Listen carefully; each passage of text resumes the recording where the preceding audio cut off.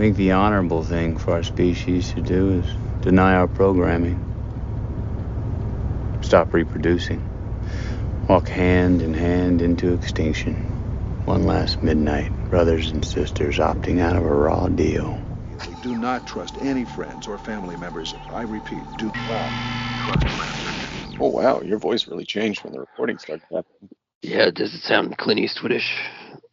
A little bit. No, what the fuck were you doing? What do you mean? Well, it just sounded like you put the microphone directly into your mouth, like Bill Hicks style. Nothing like that. Yeah. I guess I want to say to everyone out there that it would have been nice if he didn't get just hit in the ear. I think that the world would have been a better place. Oh, wow. Okay. Yeah. We're going there. Well, listen, Tenacious D just canceled their concert for such a jab. Yeah. I'm not saying that racist grandpa should have been killed. I'm just saying it would have been better if his ear was blown clean off. I think that in itself would have ended the candidacy of racist grandpa. Just like mutilating him. I think that would have been... You're just thinking more in terms of like something that maybe would have had him step down. Oh, my dad's thinking that it's kind of a thing like wrestling, like pro wrestling, that like this whole thing was a sham, and they went down and nicked his ear, came up, the blood, like Hulk Hogan. I don't know. Yeah, there's good conspiracy theories abound on this one. How about this one? A bullet got fired at him, and it caused a piece of glass to cut his ear. Occam's razor. They even shot the guy. I don't. Yeah, they shot the kid. He wasn't even politically opposed to Trump. He just apparently took the day off work to shoot Trump or try to. Yeah, that's kind of interesting. 20-year-old kid, something like that. I know as much as anybody else. Doesn't track. Oh, I see. Well, so it would track if he was ideologically opposed or whatever. You would think. Why? I don't know. I don't see that as a requirement for someone to take this action. Like a 20-year-old who keeps to himself, just because he's not posting wild shit on the internet doesn't mean that he doesn't see the imminent threat to democracy that racist grandpa represents, and might have decided as a 20-year-old hothead to just take it into his own hands. Yeah, maybe. The world is a strange place full of millions of people with millions of different motivations.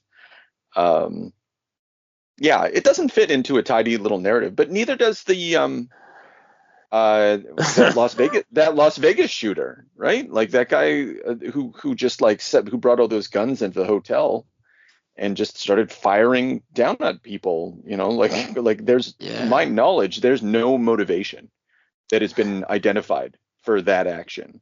America has the coolest access to weapons. You know what the worst move is? Politically? What's to be that? like, that type of gun should be banned. Stupid choice from Smokin' Joe.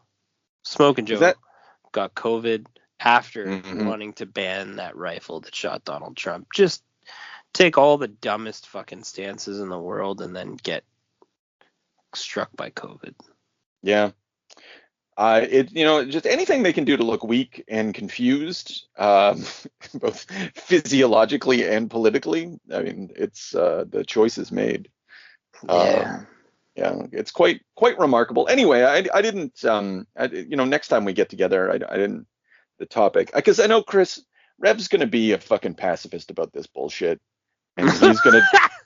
He's gonna decry violence in general and political violence in particular. He's gonna take this Jack Black pussyfooting fucking soft boy touch. I know. Yep. And I didn't want it. I wanted to speak among friends, true friends, friends of liberty. People that don't take a fucking soft stance. Ooh, tell me who doesn't take a soft stance? Who doesn't take a bullshit soft fucking stance on Batman? Frank Miller. No, that's right. Nor does the goddamn Batman take a soft stance about anything. The fucking goddamn Batman doesn't take he takes a hardline stance on anything to do with this goddamn city. And so does the goddamn Extinction Agenda here on a Wednesday night. Beautiful Wednesday night. Fucking. Where they're. I'm trying to think about how would Frank Miller describe this Wednesday night. The air was pure blue. It's fucking hot. It's like walking out into a shit soup. Oh, Fucking there we go. Global warming's terrorizing us. Presidents are getting shot. It's a fucking dystopian hellhole of future. Just like Frank wanted. Just like Frank always wanted. Yeah, it's hard boiled out there. So today on the Extinction Agenda with James and James, we're finally getting around to finally after all this time, we're taking on All-Star Batman and Robin. Is that what it's called? All-Star Batman and Robin the Boy Wonder. What a fucking ridiculous title. You just been drafted to war.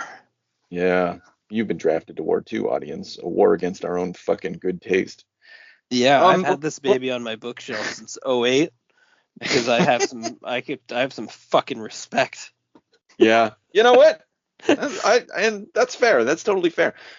Before we get started, your collection, does it go up to issue 10 or just issue 9? Oh no, I don't know. It goes to how about this? Does Batgirl get arrested? No. Okay, Batman hugs Robin, so I'm missing an issue. Right. Yeah. Issue 10 got recalled because they didn't. I think I had a copy of it, but I got rid of it long ago, stupidly. But it got recalled for like they didn't censor the profanity appropriately or something. There was like they had to scrap the printing, and then they printed another version of it, and apparently there was problems with the QR code or some shit like that. And so it kind of became like a lost issue. And also it doesn't sit well as an ending for an unfinished book. So they cut their losses at issue 9 and made that the collection. I think there is a fancy collection that's out now that you can get on Amazon. That's the full 10. Okay. All right. God bless America for giving us that. Fuck yeah. It is an awkward ending. Like it's clearly sort of a to be continued. It's all groundwork for a shit show of an ending. There was supposed to be like I think 6 more issues or something. Like it's all written. Jim Lee's already drawn some of it. Apparently him and Frank both want it in the bag, and no one will give it to them. Okay. I think this is dead in the water, man. Nobody's this is dead. Yeah. Yeah, nobody's drawing shit. In 2015, they were both very outspoken about wanting to like hammer this fucking baby home, and then DC was like, okay, boys, you know what? Yeah. We no longer require your services. Yeah. We're moving on, you guys. So anyone listening to this, and God, I don't know why the fuck you'd be listening to this if you don't already know about the goddamn Batman, but it's a 10 issues. It floundered. It's Jim Lee and Frank Miller working together starting September 2005, and then it finally like dies a horrible death in August of 2008 over a 3-year period. So it manages to be monthly for 3 issues. The first 3 is September, October, December, and then there's this huge like number 4 comes out March 2006. Then the next issue doesn't come out till July of 2007. At that point, they managed to be bi-monthly for 4 months, and until January of 2008, and then the final issue doesn't come out until April of 2008, 4 months later, and then the other one after that is I guess August 2008. So I don't know what the double bi-monthly at some point. Like it just becomes. I think I would to your point about how awesome this is. Like I don't really care how often it came out, to be honest. Like it just because it wasn't. Okay, I'm sorry. It's Frank Miller. It's Frank Miller and Jim Lee. You're getting a creative team in the twilight of their careers. It was like watching Randy Couture fight Brock Lesnar. Who cares? Just let it happen. It's not going to go well. Yeah. But you're watching a couple of heavy hitters, show back up to the show. Yeah. That's That's all good. it is. That's a good way of putting it. It's an exhibition match, kind of a freak show. People past their prime, just yeah. I like, even if it was coming out every 6 months, we could have had a completed work by now. Easily. Yeah, that's all I want. I would have waited, and I would have collected. And okay, so this book has obviously we both know it, and anybody who looks it up or has read it is gonna know this has fallen under some wildly negative reviews, stemming from it being like a car crash of total shit. And just like maybe the worst creative works or disasters ever held together. One guy gave it a D, citing that he would have given it an F if not for Jim Lee. I saw that on Wikipedia. Yeah, things like that. Yeah. But I think that it's just the sales, however, told a different tale. And if you look at consumer reviews, 500 and some odd, 50 some odd on just try Amazon, you'll see that it's a solid 4.4, 4.6 out of 5. So we're talking about one of these like oddball things, like people give that type of, this is the same reason this exists in Rotten Tomatoes for movies, is that there are people who critically review things who are going to have an eye for a specific kind of art that they're looking for, and they're not going to find it here. But the art that they want to find here, is mine. This is one of those situations where, okay, so I have the lowest respect possible for comic book critics. I can't think of another hive of scum and villainy than comic book critics, because they like give I remember when I had a blog for a while, and I would read comics and then look at their reviews and then kind of comment on the reviews in a review. And I was always shocked by like a comic that was truly abysmal. They'd be like B and A minus, whatever. That's awesome. And the only reason those fucking people exist to go and give those ratings is so they can have access to merchandise. They can maybe get an interview with someone. They can maybe get on the inside. Like their fanaticism and desire to be part of this entertainment complex blinds them to the reality of the fucking pop garbage that they swallow as if it were, like broccoli. And so it's all the more shocking that a book by Jim Lee and Frank Miller would not get a similar accolades, right? Like, why wouldn't people just bend over backwards to because think of all the reviews that you get for Hush, modern day masterpiece. Like, no. And I think everybody showed up, I think, and the fact that this happened is wild to me after Dark Knight Strikes Again. Everybody showed up hoping that they were going to get like a Dark Knight Returns, Batman Year One type of story, but like Frank had already said goodbye to all of that in 2002. Like he already put his sign up and said, no longer open for business, just selling garbage now, like fun garbage, like a wild ride. Like, well, I only sell wild rides now. And that's what this thing is, and like, yeah, I don't like it. I think it's flabby. It's like nothing happens for the first fucking 6 issues. And then things start to happen, and I'm like, okay, this is cool. Like by issue 6 or 7, around there, I actually start to really like it. It starts to rev up, but I don't think it has anything to do with the fucking meandering nonsense that came before that. It's like you forgot to get his book going. I don't know. Like, I'd like to think that was a lot of groundwork. And there was an arguing point that this was he's taking that he's treating Gotham City like Sin City, and he wanted to tell a Sin City story. Mm-hmm. That there's an argument for that.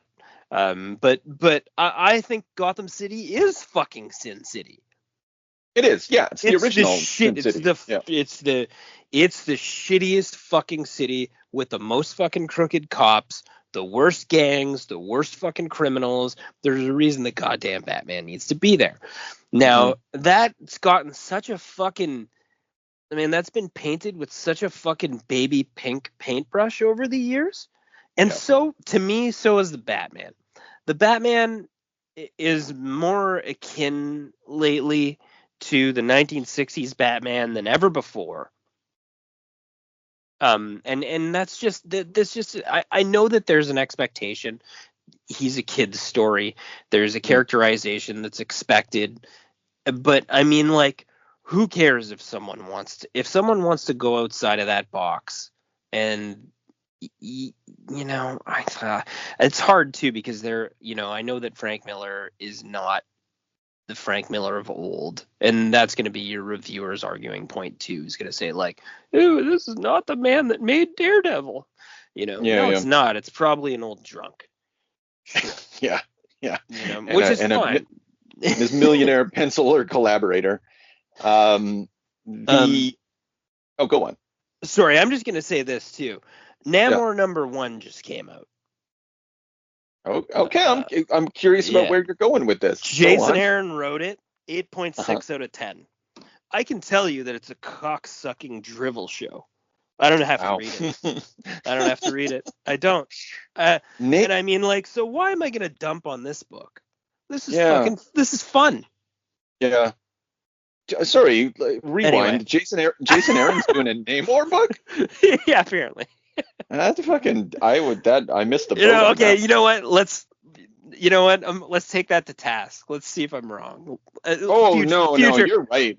Future consideration right there. Okay, yeah. Let's find out what Namor is up to. Thanks, Jason Aaron. Current writer of Scrooge McDuck, Jason Aaron. Sure, he's got a lot to say. So we're opening up with Vicky Vale anyway. Yeah. Well, no, we're not opening up with Vicky Vale, are we? We're opening up with the first thing's Dick Grayson. This is a Dick Grayson story. Yes, it really it is. Somewhat. Yeah. Yeah, but you're right though. Then the hot babes come in quickly thereafter. We're getting like this. So you're this is set dressing. We're putting all the figures on the stage. So we got. Let's think about this. Okay, so it opens up with Dick Grayson, and he's doing his Flying Graysons thing with his parents. He's happy. Vicky Vale is hot as fuck, walking around in her pink underwear. Yeah, and hot. You're getting that. That's Frank letting us know that he's going to be childish and overtly sexual. Yeah, and with Jim Lee, who is always childish and overtly sexual. Great. That's why I showed up, man. I remember being so excited in ye old September of 2005. Man, those were heady days. I was like, wow, this is gonna be amazing. And then like you're flipping through it and you're like, okay, hot babes, awesome. And Alfred, critical. Alfred's showing up. Yep. Alfred's also the so those are your three sort of key pieces that are introduced with the sexual theme on the onset, right? Okay, right. Then back to Grayson. We got Vicky Vale is showed up at the so spoilers, everyone. Anyone who doesn't know about how Dick Grayson becomes like Robin, his parents are murdered. I like that this actually this story makes it look like. So the story is that like, and we saw this in Dark Victory, and it's kind of interesting doing these two Robin origins side by side. The original story was that like fucking Zuko or whatever cut the strings or right sabotage the thing, and in this it's like nope, they just fucking murder them with the Flying Graysons. Yeah, the Flying Graysons. Well, yeah, which is actually like sort of because Dick falls. Yeah. And he's infallible. Yeah. So their Flying Graysons really can't be. I kind of like that touch, in terms of their skill set. Makes a lot more sense too. If you're just gonna murder someone, why are you gonna bother with the string and try to make it look like an accident or whatever? Just like it's Gotham, do a gangland hit. Um, And then Bruce comes out. There's some questionable that he's had his eye on a child for a while, and Vicky Vale's got her fucking eyebrow in the air. It's like little. I don't know if that's like a little yeah. weird, like little pedophilia thing. I don't know what Frank's trying to get at. I don't know what it is. Anyway, Bruce has got an eye for talent. Yeah, I've got an eye for talent. The more this guy tells me, the less I know. Yeah. So then the cops are corrupt. We see the cops are corrupt. There's crime and whatnot. Mhm. And The Batman strikes this guy in an awful way. yeah. Fucking puts some rattlesnake poison straight into him. Yeah, this was a cool opening. I remember you've just been drafted into a war. Yeah, they don't, and they give the RoboCop treatment. We don't see him. Yeah. We don't see the Batman.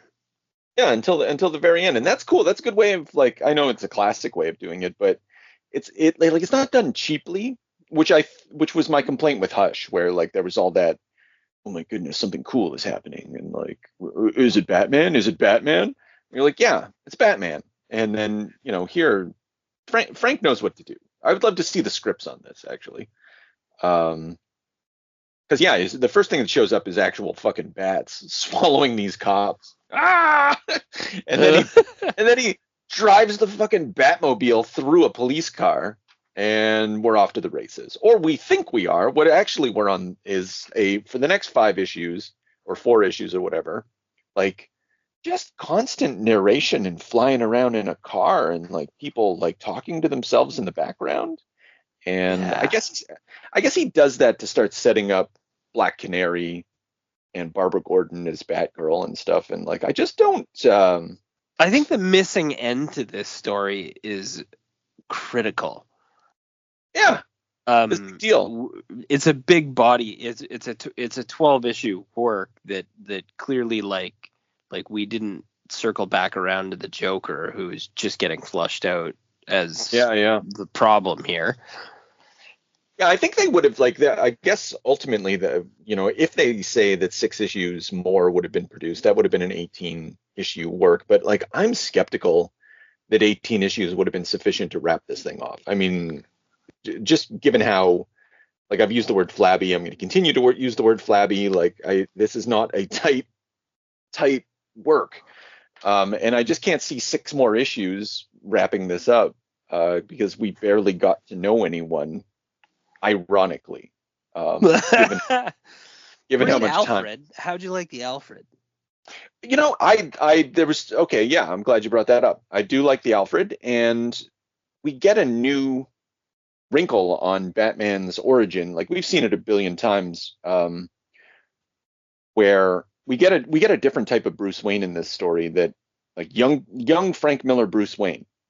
We also get like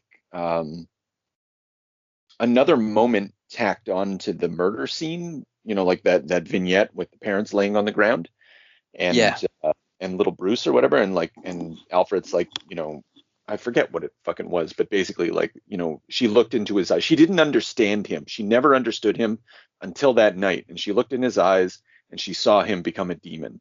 And that's interesting. Like Martha Wayne's as a worried mother, who thinks like her little boy is just sort of precocious, doesn't realize like what kind of fucked up little creature he is until the moment of her death, and then she's gone. Right? There's nothing she can do about it. It's like that's what she carries to the grave. That's a nice touch. That is, and that's a nice angle to the story. And there's a heavy amount of there's a lot of discussion over as horrifically mental as the dialogue is in this. It's really fucking hard. It's really 1980s hard boiled. It's aggressive. It's angry. It's got fucking swearing. It's got many uses of the word retard for some bizarre reason. Yeah. Queer and retard. Honestly, just really. But I mean, then there's some dating to that also. If you want to really get fussy, maybe Frank's push this back to a specific date. But this is also because of the grief and because of the age of Batman at this time. I'm sensing that, like, the way I read this myself is that this Batman is as mean and skilled and young as he could possibly be. And he's still choking down grief, and he's just using it as a fucking weapon on Gotham. He doesn't need to mature yet at this point. Yeah, is there something sort of pathetic to him when and I can't find it immediately, but I did a screen grab of it, but he's talking with Dick Grayson. And Dick Grayson's just lost his parents or whatever, and they're in the Batcave, and there's a scene where, like, fucking Batman almost starts crying. Like, it's there is a sense in which, and Dick Grayson sees this as well, there's sort of a put on to it. He's making this sound like Clint Eastwood. He keeps trying to sound so tough. But there is a craziness to this guy. Like, he's obviously fucking insane. Oh, he's unhinged. Yeah, he's a psycho. Yeah, and that like almost on the verge of tears at any given moment, like, really adds to that. It's a really nice touch. There's something to that too when you read a negative review of this treatment, which sure, whatever, everyone has their opinion, but when you're doing a negative treatment of Batman, saying, oh, he's abusive toward Robin, oh, he doesn't why he doesn't act like that, oh, he's just an actual psychopath. He is a fucking psychopath. He wears a bat suit. He beats fucking people up in the night. Yeah, he's a psychopath. Someone somewhere has to take that treatment. If you don't, you're doing a disservice to it. Like, what fucking sane person? That's no sanity to that story. And if you're going to take a bit of a mentally ill angle on it, I'm going to appreciate that. If anything, to me, that grounds it a little more in reality. Yeah, it's not the sort of, it is a take that one can have, right? I think there's a limited range to it. And you were seeing it here. Yeah, it closes off a lot of doors, and it, I think like I said this in our chat, like, this is a comedy. This is an action adventure comedy. Like, and how do I know that it's an action adventure comedy? Because I'm looking at Green Lantern eating a fucking hot dog, and he's surprised when Batman sneaks up on him. It is a comedy, and it's a satire, and it's a stupid take. It's a one-off, but it's a story that's a unique angle. And it's a treatment that doesn't, like, and this is this is my serialized comic complaint, is that there are people out there. There are great comic book writers. There are great minds. There are angry people. There are violent people. There are cool people like Graham Morrison, Frank Quitely. There are people that have stories to tell, and there are people that have stories to tell with your characters that don't need to fucking exist within. Frank actually considers this to be canon, but you they don't have to exist within your canon universe. You can let two artists tell something cool, enjoy an action comedy ride, and walk away from it. And I don't know why no one will allow that to happen here. They don't allow it here, but, like, again, I think the comparison with Jeff Loeb is once again apt. Like, everybody just lets the Jeff Loeb universe happen. It has nothing to do with Batman universe generally. It just kind of pretends to, and everybody's like, oh yeah, this is great. Hush is great. And this does exist within the Frank Miller universe. I'll go to bat for that as like, there's a tonal shift between between Dark Knight Returns and Batman Year One, but like I said, with Dark Knight Strikes Again, like, all bets are off, and everything's getting rewritten. Everything's, like, retroactively turned into this, that, or the other thing. And we are going to walk ourselves over to the master race later. Well, might as well. Frankly, frankly, um, Nice. no, that was not. That was not nice. That was not good. Um, what I meant is I see no reason not to.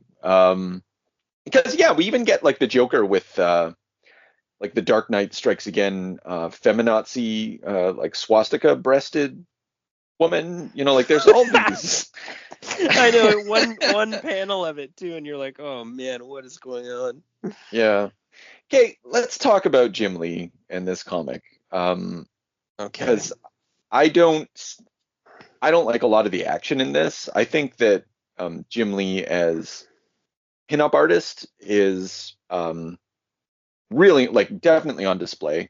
I'm trying, but like his ability to just draw humans doing simple things, like a teenage girl running up the stairs, like later on when Barbara Gordon is, I don't do I have a page here? It's about page 120 I'm on Hoopla though. I don't even know if you got, but anyway, she's in her bedroom.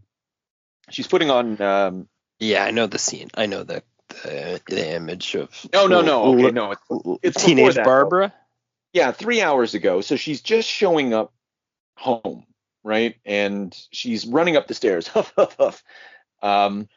What the fuck is happening? Like he can't actually draw people doing things. They exist like in a frozen, like, and I know comics is frozen kineticism, but like his figures literally look frozen. I said this in the chat too, like he very often is unable to give the illusion through panel transitions of action from moment to moment.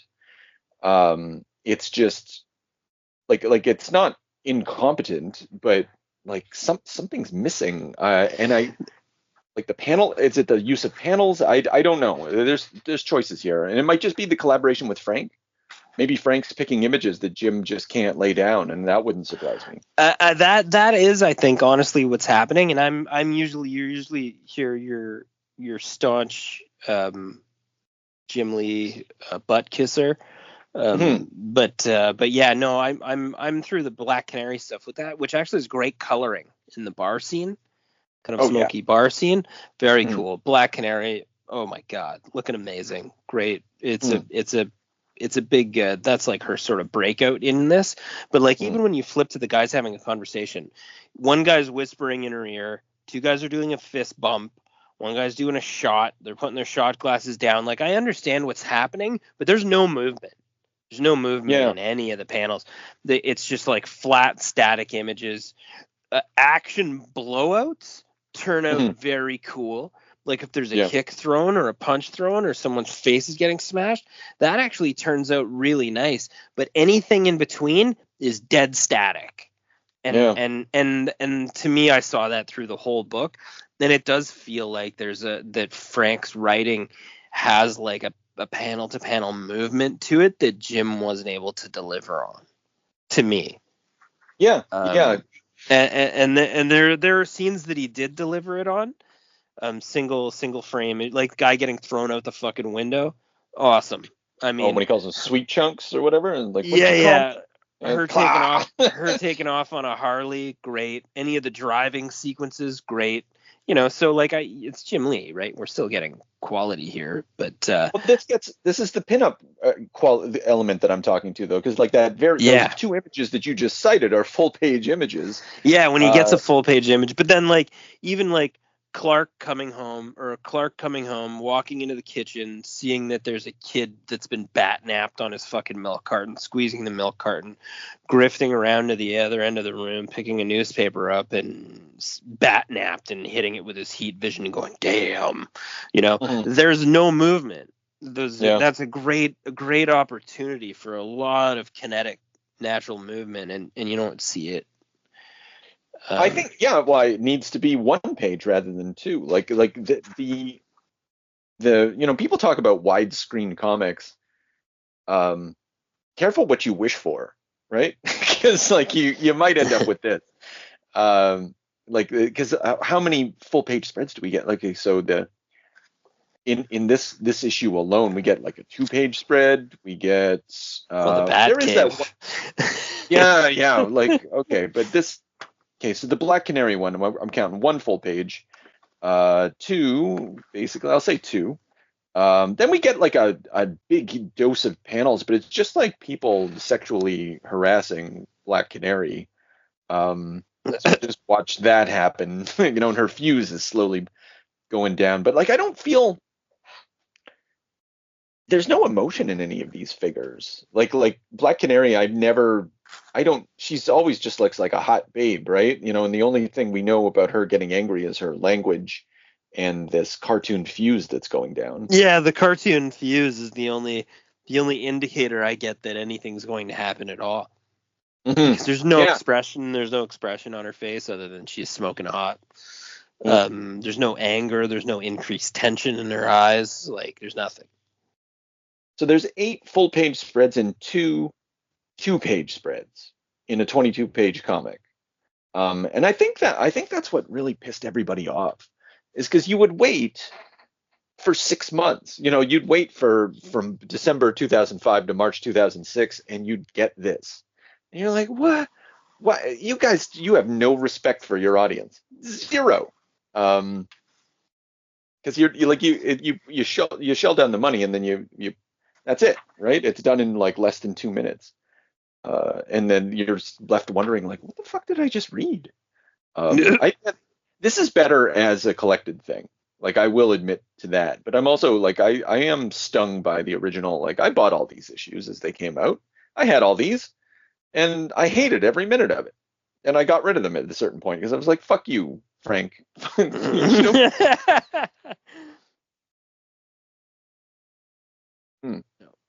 Yeah. And the biggest problem with Jim's inability to truly convey emotion is like this is about a little boy grieving, and none of that shit comes through. He does a very good job of drawing Batman smiling. Yeah, crazy. Batman smiling, looking like a psycho is like this this psycho unshaved smiling Batman is just so great for me, though. I don't know. Yeah, like, it's just such a okay. This is a guilty pleasure. Is what this is. This is everything that you shouldn't be reading about Batman. This isn't really Batman. He's not a detective. He's a crazy person. But he's just attacking people, he's fucking breaking arms. He's even talking to himself in his head. He's like, I broke that guy's arm so bad. It'll never fucking heal right. It'll never heal right. It'll never be like right again. Yeah. He's snake poisoning people, causing like permanent fucking neurological damage to them. It's just beautiful. There's an implication that he maybe killed a couple of cops. Yeah. It's fucking wild, and it's just so much fun to just like if you want to see what no one else in comics will do with Batman or is even allowed to do with Batman. Yeah, that's what it comes down to. Yeah. And that there's something great about that. There's for me, I don't know. No, I think there like, and this is a piece with Dark Knight Returns and Dark Knight Strikes Again. Like, that crazy bastard, that crazy old man, he was a crazy young man once, and you thought you wanted to see what his adventures looked like, but you really don't, because they look like this. And a little bit later on here, well, once he has Robin in the cave trying to get him to eat rats, and Alfred gives him a cheeseburger and he loses it. What are you doing? Because he was out interrogating police officers. What's the story on Jocko Boy officer? He's just beating the dog shit out of some cop that's trying to sleep with a hooker. He's a madman, and I like that he sent Clark to go get that surgeon. Damn. Yeah, he really makes Superman look like a stupid asshole through it all. He hates. Okay, Frank Miller notoriously has always hated Superman. Well, but we saw the redemption of that in to an extent in Dark Knight Strikes, and I think we see some of that by the time we get to issue 5. July 2007. Yes. And when Wonder Woman shows up. Yeah, I was gonna say great characterization on Wonder Woman, because I feel like that Wonder Woman is still pretty spot on for Wonder Woman characterization. The one who fucking hates all men and calls them scumbags. Honestly, is like a monster, like a nightmare Amazon. Like this would be freshly recruited to the JLA Wonder Woman. This would be an Amazonian nightmare woman. Godlike powers, and she would be. She would want probably to just kill Batman. Yeah, or not. I mean, like, okay, so there are some problems with all of this. Oh yeah, there's a lot of problems. I mean, I'd like to hear them though. yeah. Okay, so she's fresh. I'll take your interpretation. Like she's fresh from Themyscira or whatever the fucking island's called. Can't seem to get it in my brain at the moment. And so fine, she hates the world of men. But she's supposed to be like an emissary of peace in the world of men. But I'll accept that, like, because I'm sure that many foreign ambassadors fucking hate their assignment. So I'm willing to accept, fucking put me in Iraq. I'm going to talk nice, but I really hate these, And so she's there. She actually like hates everything about man's world. She accepts Metropolis, hates Gotham, pissed off about the Batman because I guess he's a PR nightmare. I'm still not clear about that. Like, why would she care? He just beats up a bunch of goons. So her motivation's a little fussy. And Jim Lee and Frank just do everything they can to just show her short skirt and big tits as much as possible, walking around tank. I love the sound of her heels. She's just like this like hot babe, like feminazi sex pot. And she's angry with all the men, and they're like Plastic Man immediately gets to sexually harassing her. Here we go. And when Superman fucking finally lays the law down on this, like she's chirping, she's just chirping through this whole fucking thing. Superman lays down the law. She's like, I fucking hate you, and then and then they make out. Right, so there's no self-respect to this character. There's no no. The Justice League's actually hilarious too. Yeah, they're completely dysfunctional. No, and they're in like a warehouse basement. Like they're a bunch of losers. Yeah, that's hilarious. Just fussing about Batman. And you're like, why do you care? Like you have all these powers. The Green Lantern too. What did he call him? I don't know. Deal with this retard demigod. Yeah. I gotta deal with this. He's so fucking stupid that all he can do is dream up giant fly swatters and shit. If I had that thing. That just the treatment and the internal dialogue of Batman on Green Lantern is just ruthless later on. But well, let's skip to just briefly to the Green Lantern scene, because why not? Like, I don't think there's much benefit to our audience for us doing a play-by-play on this. Just like, what are the highlights? And well, the whole thing is a highlight. Yeah, right. So when he's dealing with Green Lantern, Green Lantern famously has the yellow weakness, the weakness to the color yellow, which is fucking stupid. And so him and Robin, they paint an entire room yellow and they drink lemonade. It's so funny. I forgot about that, and when I flipped the page and everybody was yellow, I just thought it was fucking fantastic. I cracked up. Yeah.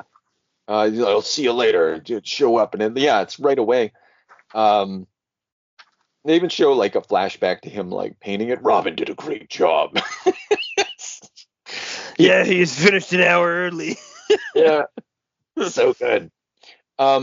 There's a moment though in this, where was it?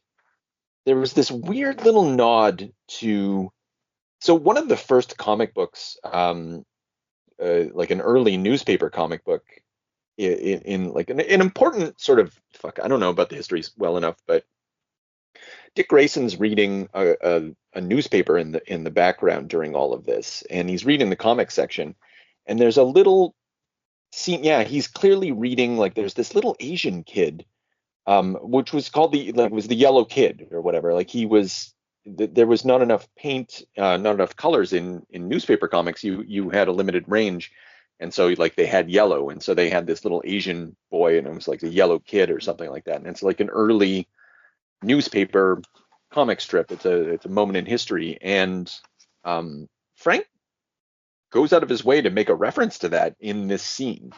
Signposting, yeah, there it is. Yeah, it's when they steal the ring, and Hal just realizes that the ring's missing, and you see that the stereotypical, big-eared, bucktooth, bald Asian kid in the comic.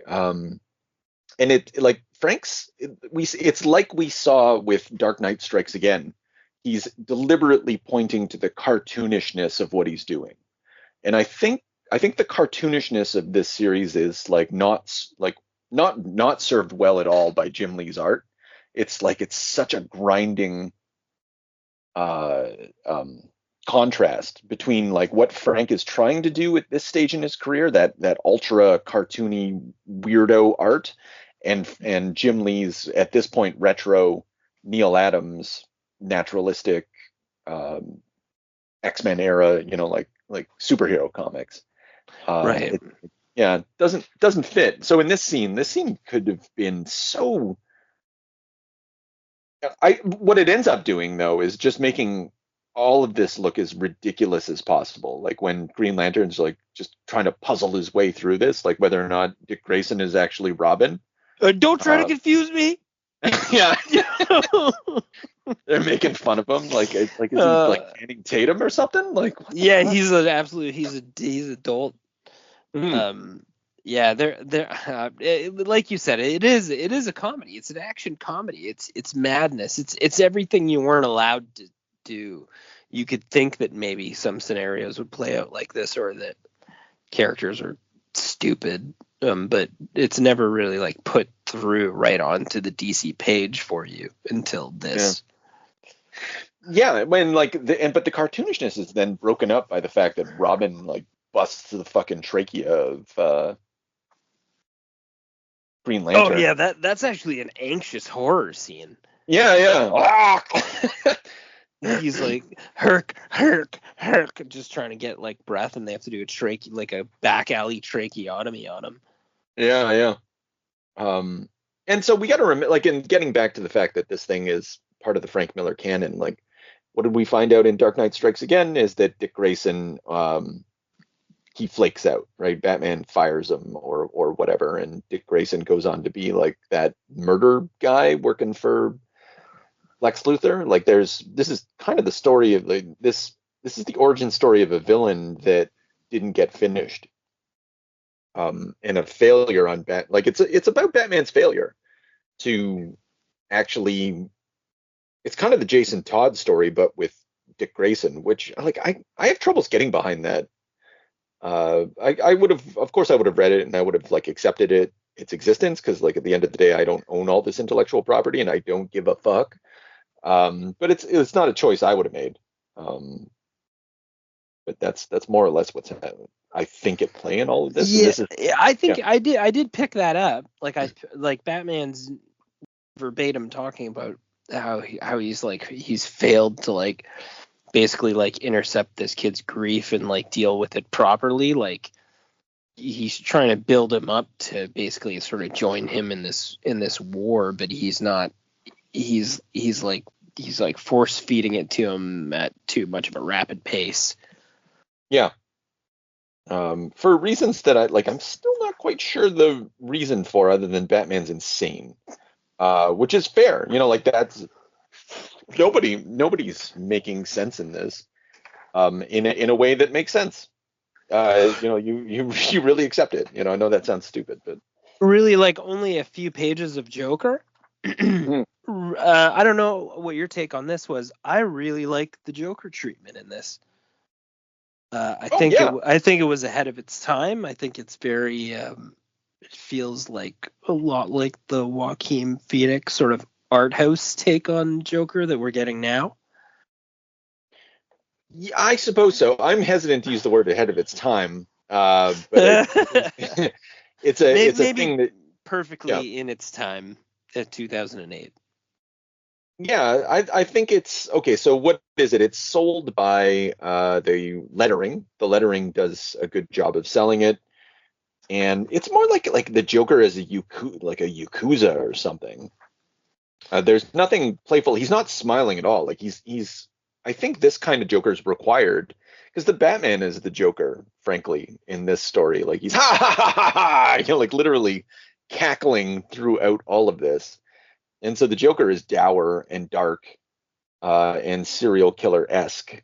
I think it's just required, and he just like extinguishes symbols of law and order uh, and justice. Like as he sleeps with that DA who goes after pedophiles or something, and he's like, ah, this is how I love you.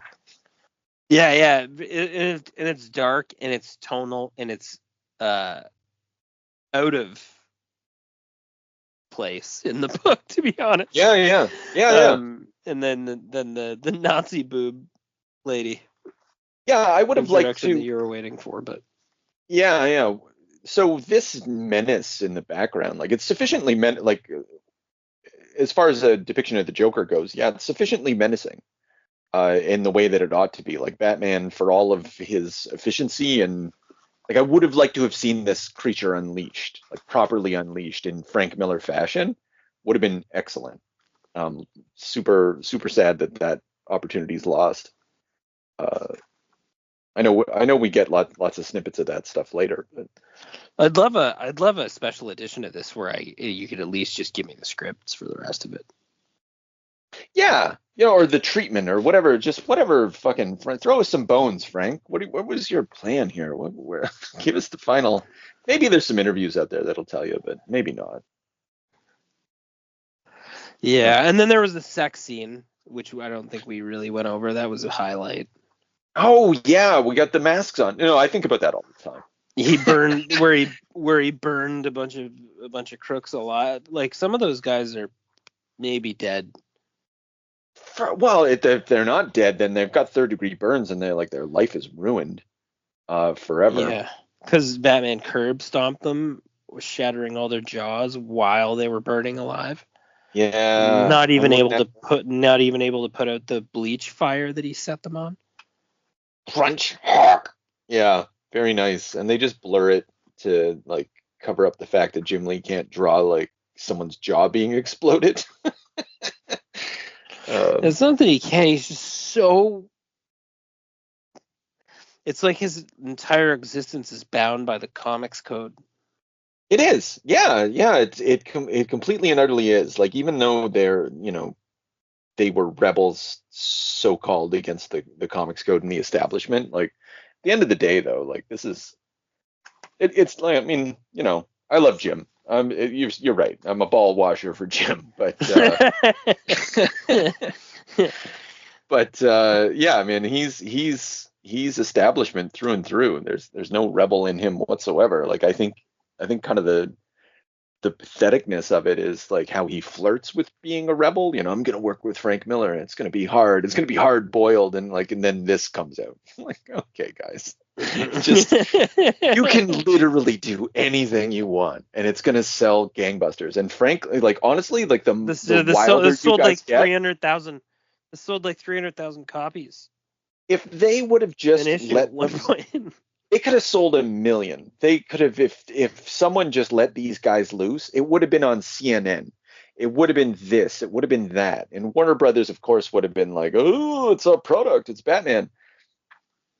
I don't care. And they shouldn't either. Like, I don't know why they bother. It's because Batman's on underwear. He's still going to be on underwear. I've read Dark Knight Returns. They still sell Batman cartoons.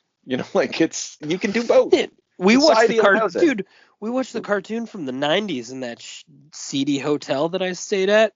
Hey, suck my dick, Ramada Inn. What a joke that is, London, by the way. Anyway, yeah, they had the old Batman cartoon on in there. Yeah. That's fucking terrifying. I had to turn that shit off. Nora was gonna have nightmares. Interesting. It What was a episode? joke, the Joker fish episode where he made all Oh, the I fish have see. a Right. smile and tried to Yeah. copyright them. It was fucking Right. horrifying. Horrifying. And that's based on a comic book from the 70s. That's like a Steve Englehart comic, brought to the screen in the 90s. You know, like, so there's lots of room for all of this. But There's room for the darkness. There's room for the But yeah, I Yeah, know what you mean. Like if they would have really like just like mutilated people. yeah, like because like when Batman breaks that guy's arm and gives him a compound fracture, I was like, yeah, man, fuck, that's what I want to see. Like, not like that in this particular comic. That's what I want to see. I want to see him like being a proper menacing terrorist. Which is that's what's on the tin. You know, I'll buy that on the tin. That's hilarious. That's good stuff. That's good comic. You want that RoboCop violence? I'll buy that for $1. Yeah, yeah. And what else I'll buy for $1? Let's get back to that sex scene. The goddamn. Oh, I love the Crook's reactions too. Like when he steps over Black Canary. Oh, sweet Jesus! It's the goddamn Batman. They're terrified. Oh Christ, not him. He's laughing like the Joker, like you said. Yeah, yeah. Brat, brat, brat. So after he beats up those guys and burns them, and she's like, I'm in love, and then so she comes up, she kisses him.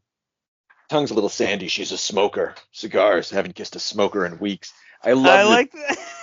Yeah. I like that. Very sexed Batman. This guy fucks like a lot. Yeah, all the time. He just when he has time, he fucks. Smokers, non-smokers, you name it. Yeah, not since Selena. So he's reminded of Selena because like she smells like smoke. Now the sex scene is weird to me. So she says, I always thought it was his dialogue saying about the masks, but like she says that we keep our masks on. It's better that way. That changes the whole thing for me. Because Batman doesn't give it like. I always thought it was like supposed to be like him describing his sort of perversion about the masks, like making it like. But no, it's not sexual for him at all. He's just fucking. For her, it's like a thing. But I thought, okay, so here's what I ended up doing in my mind. I started thinking about like what this scene would look like actually, and then contrasting that against like how it's represented. So he's on the docks. You don't see her legs up in the air or whatever. Like I don't know the mechanics of what's happening. Yeah, I can see her knee. Starfish. It's her knee. You think that's her knee up? Oh, okay. Yeah. Fine. Okay, so he's just like he's got a little insert there, and he's got a little banging missionary. Yeah, he's banging away on Darla, and I was just thinking about like how long, like that's it's got like 30 seconds of him just banging away on the docks here. Tops. Yeah, but then it's represented by this like lightning stroke in the center panel, like crack. That man doesn't pull out. Yeah. Need a ride home. And like neither of them look satisfied. Like she looks a little like she just came, maybe, but I guess maybe he does too. But like I don't know. There's nothing. She looks confused. He's smiling. Yeah, it's like, you want to ride? I gave you the bad action. She's like, all right. And then they have a conversation. And then he's pissed off about the fact that he has to talk to her afterwards. He's like, I'll call it Batmobile, whatever I want. Yeah. Oh yeah, the not one word. I love that. She's like, hey man, whatever you'd say, a totally queer car name though, bro.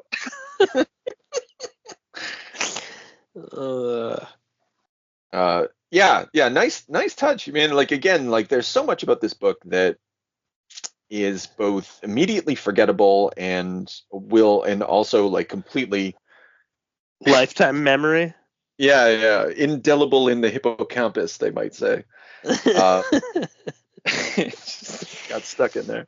I like how she's saying like regular perspective things. Like if you may as well talk to someone once in a while in between beating people up or whatever. Basically, she's almost like, I think that's part of like the self-awareness of the book though too, saying like, why don't you do some detective work in between beating people up, like the normal Batman would do.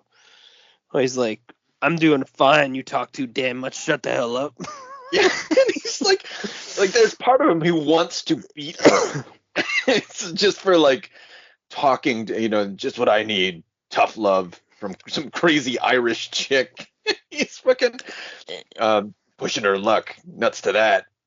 But then he's like, no, she has a right to say whatever she wants. You know, like there's a sort of like there's a First Amendment element to Batman where he's like, fine, people can say whatever the fuck they want. Don't give a shit. To me, I read that as the critic review of it too, though. I read that as like, funny. Yes, Batman should be a detective. He should be this. He should be that. She's your audience criticism of this book, and then there's Frank Miller's inner dialogue saying, "Shut the hell up, you! I don't need some cheeky Irish fucking clock bugging me about my Batman ideas." Yeah, but okay. So let's accept that reading. There's not an irony. There's a dunk on the audience in that scene though, because like. He does a little detective thing. I'd put her from County Monaghan by that accent. You know, like he's nice, thinking it through. You know, like he sees what's going on in any given situation, but like he's also at the same time just wants to fucking beat the shit out of everything. Which you know, that's fair. You know, and that's what Batman could and ought to be. It's particularly Frank Miller's Batman. Like, I think I already said this. Like, this does feel of a piece. Like, it's the only thing that doesn't feel of a piece is the Joker, who feels aside from his like this murderous homosexual love for the Batman that Frank kind of picked up and kind of put in the ether. Like, I don't think that was there before Dark Knight Returns. I could be wrong about that, but there's that. But otherwise, like he's very brawny and very different.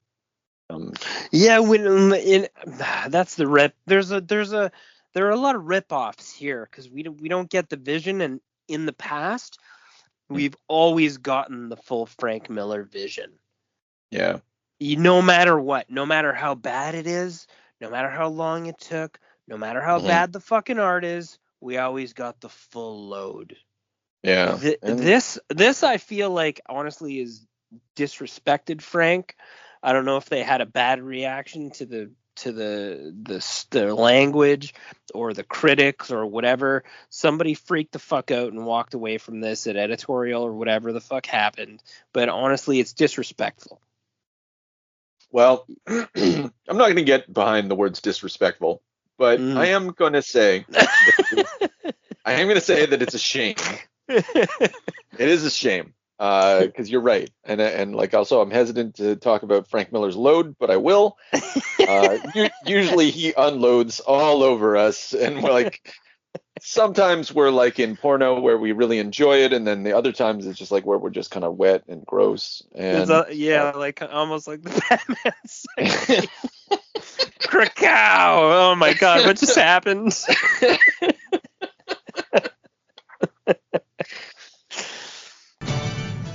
Now all we need is a little energon and a lot of luck.